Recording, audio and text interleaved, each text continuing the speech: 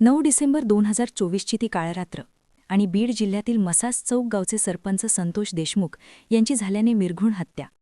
या घटनेने संपूर्ण महाराष्ट्र हादरला होता. एका लोकप्रतिनिधीची इतक्या क्रूरपणे हत्या केली जाते आणि त्याचे व्हिडिओ काढून आरोपी आनंद साजरा करतात, हे पाहून माणुसकीलाही काळिमा फासला गेला होता. पण आज 23 डिसेंबर 2025 रोजी या प्रकरणात एक अत्यंत महत्त्वाची आणि मोठी घडामोड घडली आहे. बीडच्या विशेष न्यायालयात आज नेमकं काय घडलं? प्रसिद्ध वकील उज्ज्वल निकम यांनी मांडलेलं D2 ऑपरेशन नेमकं काय आहे आणि मुख्य आरोपी वाल्मी कराड पहिल्यांदाच न्यायालयात काय बोलला? आजच्या या व्हिडिओमध्ये आपण या संपूर्ण प्रकरणाचा सविस्तर आढावा घेणार आहोत. नमस्कार, तुम्ही पाहत आहे पुढचा विचार. कोणत्याही खटल्यामध्ये आरोप निश्चिती म्हणजे चार्जेस फ्रेम होणं हा सर्वात मोठा टप्पा असतो. आज बीडच्या जिल्हा व विशेष सत्र न्यायालयात नेमकं हेच घडलं.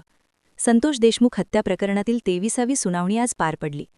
गेल्या अनेक दिवसांपासून आरोपींचे वकील काही ना काही कारणं देऊन ही प्रक्रिया लांबणीवर टाकत होते. कधी वकील बदलले जायचे तर कधी तांत्रिक मुद्दे उपस्थित केले जायचे. पण आज न्यायाधीश पाटवतकर यांनी या सर्व अडथळ्यांना बाजूला सारून आरोपींवर आरोप निश्चित केले आहेत. याचा साधा अर्थ असा की न्यायालयाने आता हे मान्य केलं आहे की आरोपींविरुद्ध खटला चालवण्यासाठी पोलिसांकडे भक्कम प्राथमिक पुरावे उपलब्ध आहेत.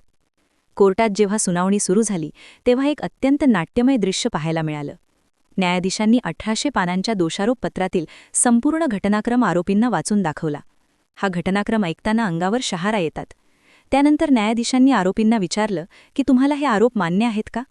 यावर मुख्य आरोपी वाल्मी कराडसह सर्व आरोपींनी आरोप मान्य नसल्याचं म्हटलं.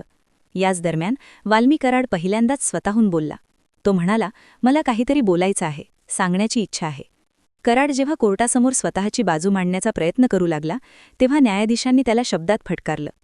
न्यायाधीशांनी स्पष्ट बजावलं की तुम्हाला जेवढं विचारलंय तेवढंच उत्तर द्या, जास्त बोलू नका, फक्त हो किंवा नाही सांगा. न्यायाधीशांनी फटकारल्यानंतरही कराड बोलतच राहिला की मला राजकीय द्वेषातून या गुन्ह्यात अडकवलं आहे. या प्रसंगामुळे कोर्टरूममध्ये काही काळ तणावपूर्ण शांतता पसरली होती.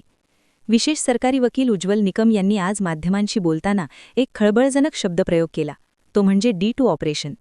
निकम सर म्हणाले की ज्याप्रमाणे पाकिस्तान काश्मीर आणि खलिस्तानसाठी K2 ऑपरेशन राबवतं तसंच या खटल्यात आरोपींनी D2 तंत्र वापरलं होतं.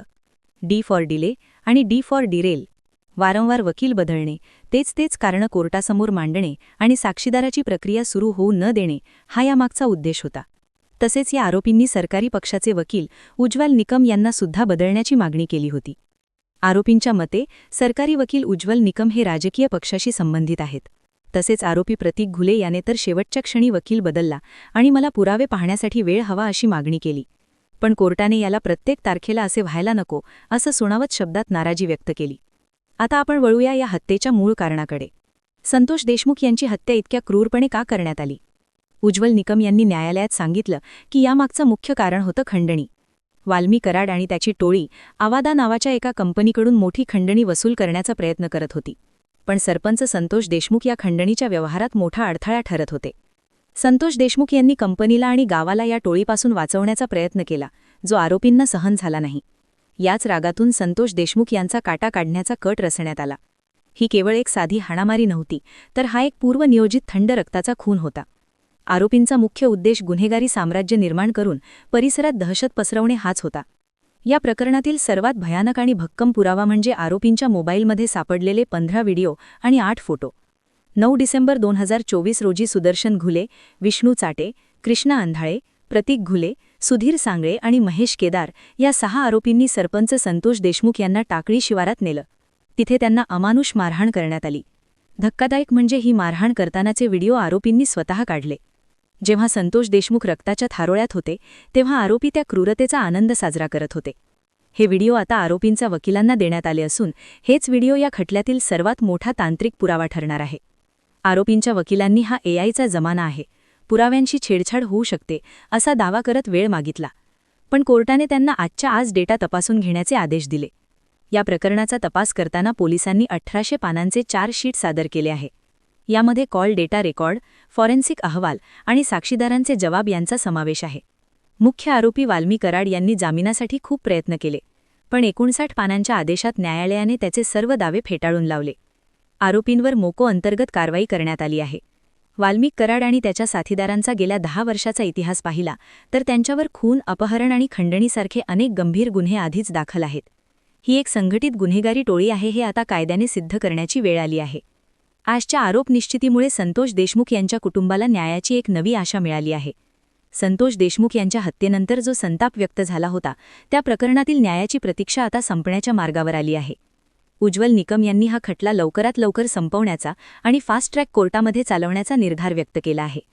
प्रत्यक्ष पुराव्यांचं काम आता 8 जानेवारी 2026 पासून सुरू होईल. जर कोर्टाने याला दुर्मिळतील दुर्मिळ घटना मानलं तर आरोपींना फाशीची शिक्षा होण्याची दाट शक्यता आहे. मित्रांनो, आजच्या या सुनावणीने 2 गोष्टी स्पष्ट केल्या आहेत. पहिली म्हणजे तुम्ही कायद्यापासून कितीही पळण्याचा आणि खटला लांबवण्याचा प्रयत्न केला तरी शेवटी तुम्हाला सत्याचा सामना करावाच लागतो. आणि दुसरी म्हणजे उज्ज्वल निकम यांसारखे खंबीर वकील जेव्हा पीडितांच्या बाजूने उभे राहतात तेव्हा गुन्हेगारांचे सर्व प्लॅन्स फेल ठरतात. वाल्मिक कराडने जो राजकीय द्वेषाचा मुद्दा काढला त्याला कोर्टाने फटकारलं, कारण तांत्रिक पुरावे आणि व्हिडिओ समोर असताना अशा दाव्यांना किंमत उरत नाही. तुम्हाला काय वाटतं, आरोपी जे D2 ऑपरेशन राबवत होते त्याला बसलेला हा चाप किती महत्त्वाचा आहे? आणि आपल्या न्यायव्यवस्थेत असे हाय प्रोफाईल खटले जलद गतीने चालवण्यासाठी अजून काय बदल व्हायला हवेत? तुम्हालाही असं वाटतं का की आरोपींना फाशीचीच शिक्षा व्हायला हवी? तुमचे विचार कमेंट्समध्ये नक्की शेअर करा. या विषयावर चर्चा होणे आणि समाजात जनजागृती होणे खूप गरजेचे आहे. जर तुम्हाला हा व्हिडिओ माहितीपूर्ण आणि महत्त्वाचा वाटला असेल तर याला लाईक करा आणि अशाच गंभीर विषयांच्या सखोल विश्लेषणासाठी पुढचा विचार सबस्क्राईब आणि फॉलो करा.